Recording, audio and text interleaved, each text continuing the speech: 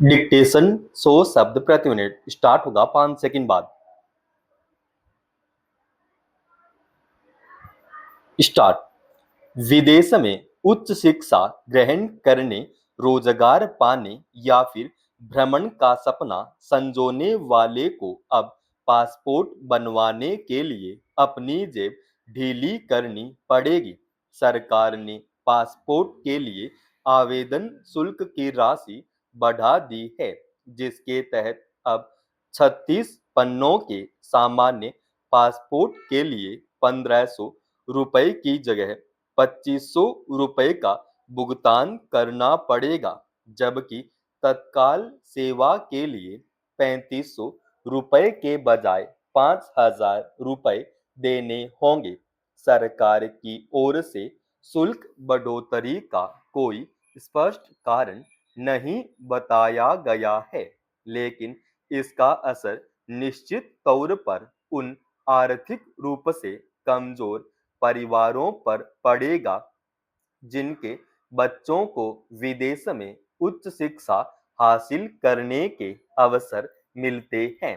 साथ ही उन श्रमिकों पर भी अतिरिक्त बोझ पड़ेगा जो विदेश में रोजगार के जरिए अपने परिवार की आर्थिक स्थिति सुधारना चाहते हैं।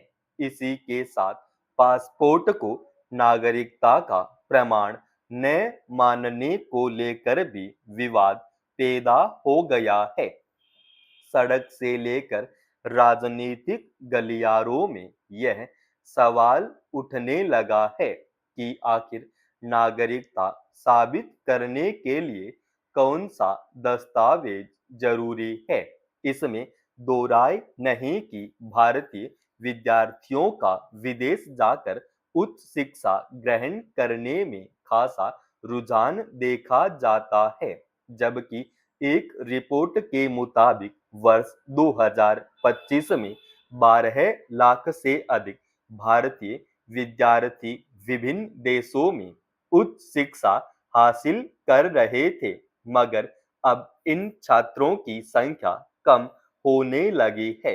विदेशी शिक्षा संस्थानों में बढ़ती फीस और वीजा नियमों में की जा रही सख्ती से देश के छात्रों के कदम ठिठक रहे हैं। ऐसे में पासपोर्ट के लिए आवेदन शुल्क में बढ़ोतरी भारतीय छात्रों के इरादों को और कमजोर करेगी। इसी तरह विदेश में रोजगार के लिए जाने वाले श्रमिक वर्ग पर भी इसका विपरीत असर पड़ेगा। सरकारी आंकड़ों के मुताबिक वर्ष 2024 में करीब 3.5 लाख भारतीय श्रमिक विदेश गए थे। ऐसे में यह सवाल भी उठ रहा है कि क्या आर्थिक स्थिति के आधार पर पासपोर्ट के आवेदन शुल्क में रियासत नहीं दी जा सकती है।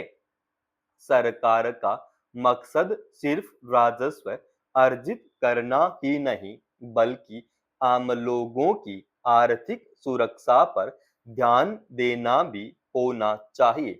यही नहीं, पासपोर्ट के नागरिकता का प्रमाण न होने को लेकर भी एक नई बहस छिड़ गई है।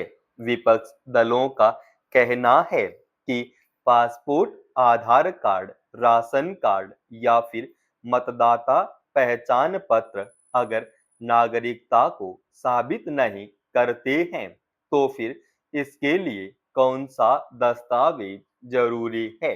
यह विचित्र बात है कि एक तरफ सरकार का दावा है कि पासपोर्ट मुख्य रूप से एक यात्रा दस्तावेज है और यह कभी भी नागरिकता का प्रमाण पत्र नहीं रहा है, तो दूसरी तरफ निर्वाचन आयोग का कहना है कि मतदाता सूची में नाम शामिल किए जाने के लिए अपनी पात्रता साबित करने के वास्ते मतदाताओं को जिन 12 वैध दस्तावेजों की जरूरत होती है, उनमें पासपोर्ट अब भी शामिल है।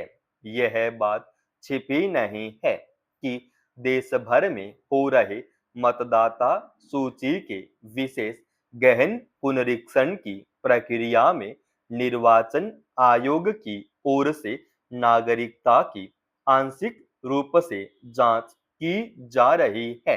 ऐसे में अब यह मांग भी उठ रही है कि सरकार को कानूनी ढांचे में संशोधन कर पासपोर्ट और आधार कार्ड दोनों को भारतीय नागरिकता का वैध और निर्णायक प्रमाण घोषित करना चाहिए।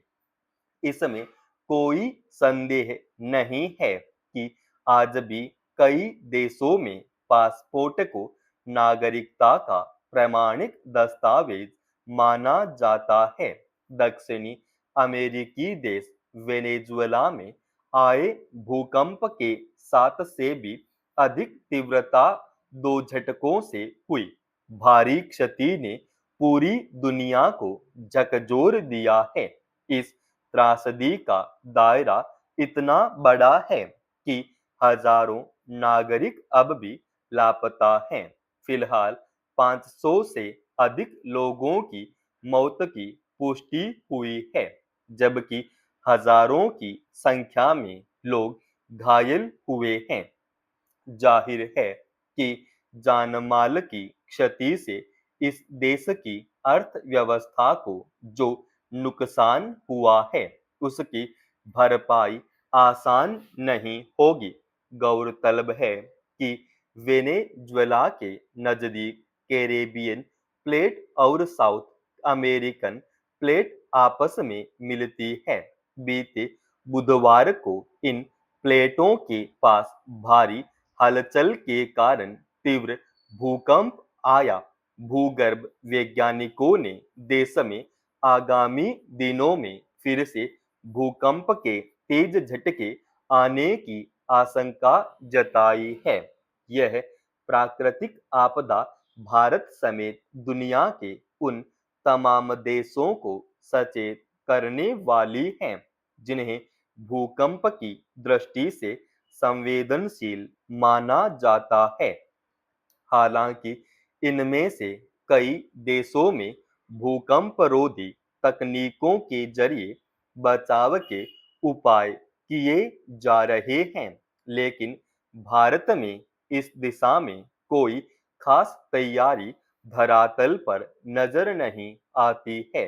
भारत की बात की जाए तो नेशनल सेंटर फॉर सिस्मोलॉजी के मुताबिक यहाँ के 29 शहर भूकंप की लिहाज से संवेदनशील है।